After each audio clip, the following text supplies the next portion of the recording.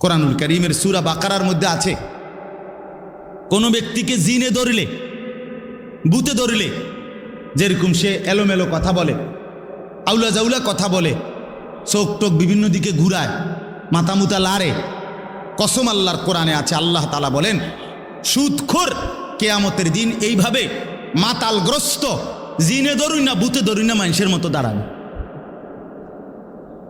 আল্লাযীনা ইয়াকুলুনার রিবা লা ইয়াকুমুনা ইল্লা কামা ইয়াকুমুল্লাযী ইয়াতাখাব্বাতুহুশ শাইতানু মিনাল মাস।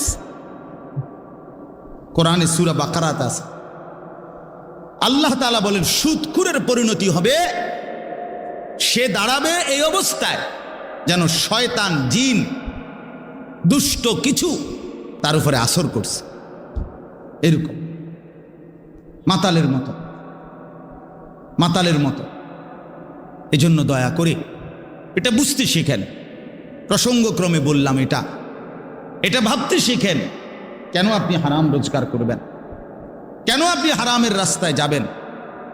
একটা কথা জরুরি মনে রাখেন বাপ, আল্লাহ তাআলা কোরআনুল কারীমের মধ্যে আছে দুইটা আয়াত, একই রকম আল্লাহ বলছে আমি আদম থেকে মুহাম্মদ সাল্লাল্লাহু আলাইহি সাল্লাম যত নবী এবং রসুল পাঠিয়েছি, এই ১৬ লাখ নবী ১,২৪,০০০ বা ২,২৪,০০০ বা তার চাইতে বেশি কম, আল্লাহ পাক সকল নবীকে বলছেন দুইটা কথা।